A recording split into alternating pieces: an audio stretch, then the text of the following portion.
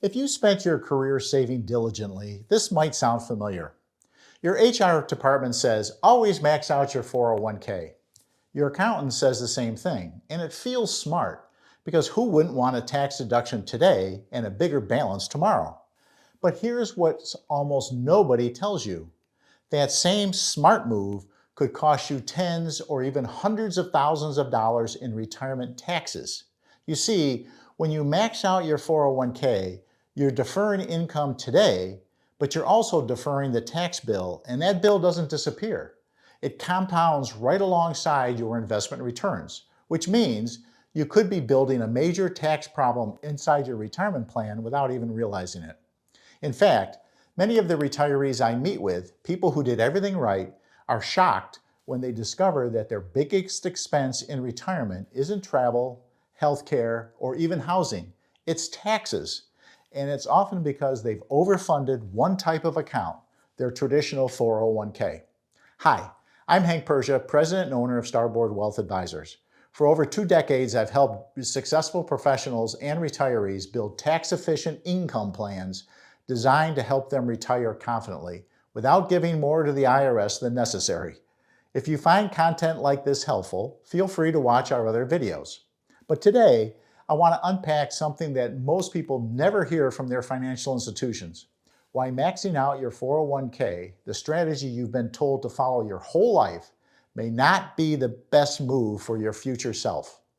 We'll talk about the hidden tax risks inside your 401k, why your retirement withdrawals could push you into a higher bracket, and how to build a smarter, more balanced plan that gives you flexibility and control. Let's get started. Part 1. The hidden problem with tax deferral. Let's start with a key issue. You're really not avoiding taxes, you're simply deferring them. When you contribute to a traditional 401k, you get a tax deduction today. That feels great in the short term. Less taxable income, smaller tax bill, and maybe even a tax refund. But every dollar inside that 401k is now fully taxable when it comes out. Not just your contributions, but all the growth too.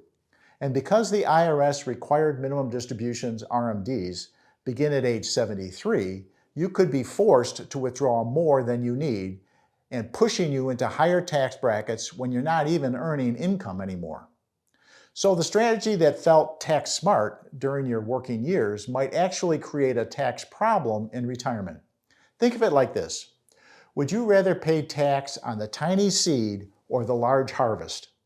Most people unknowingly are choosing to pay tax on the large harvest. Future tax rates are unpredictable, but are most likely to rise over time. Here's another layer most people miss. You don't control the tax rates of the future.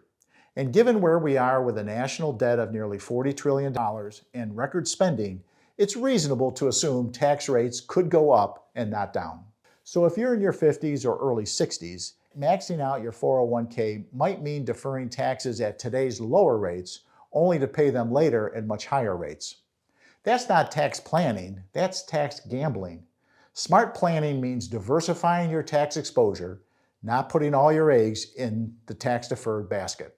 Part 2, the retirement income trap most people fall into. Let's talk about what actually happens when you retire. Most retirees think, I'll be in a lower tax bracket when I stop working.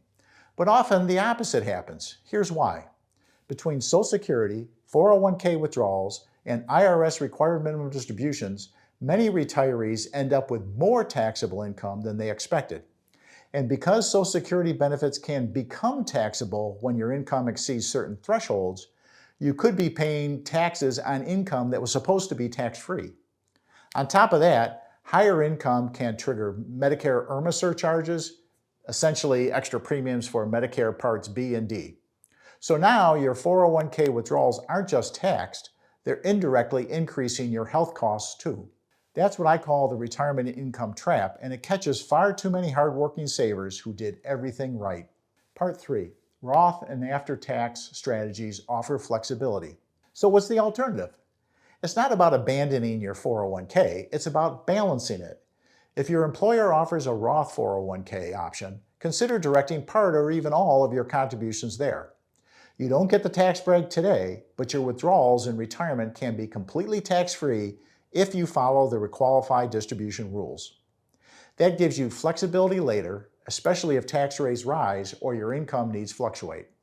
And even if your employer doesn't offer a 401k, you can still use strategies like Roth IRAs, backdoor 401k Roth conversions, after-tax brokerage accounts for long-term capital gains, and health savings accounts, HSAs, if you're eligible, since withdrawals for healthcare are tax-free at any age.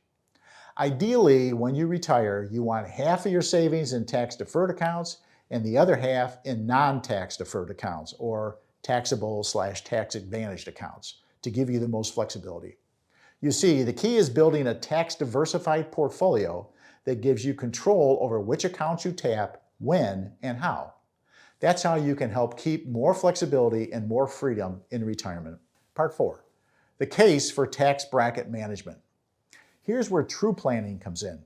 Instead of deferring everything into a 401k, many people can benefit from intentional tax bracket management. That means filling up lower tax brackets now by converting some funds to Roth accounts while tax rates are still low. For example, let's say you're in a 22% tax bracket today. You could convert a portion of your 401k or IRA into a Roth, paying tax at 22% now and potentially avoiding 28% or more later. That's not guesswork, it's math and a sound strategy. By spreading out conversions over the next couple of years, you may lock in today's lower rates and reduce your future RMDs. It's not about avoiding taxes entirely, it's about paying them intelligently. Part 5, what maxing out really means. Here's another point that often gets overlooked. Maxing out your 401k doesn't automatically mean you're saving efficiently. In 2025, the contribution limit for those over 50 is $31,000 with a catch-up provision.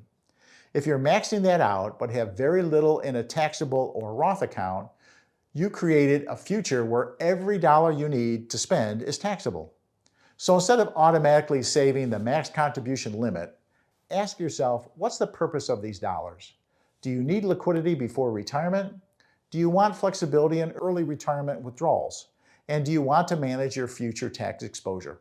Sometimes it's smarter to simply contribute just enough to get the employer match, then direct the rest of the extra cash towards a Roth IRA or taxable investment account so you can build 3 different buckets: tax-deferred, tax-free, and taxable.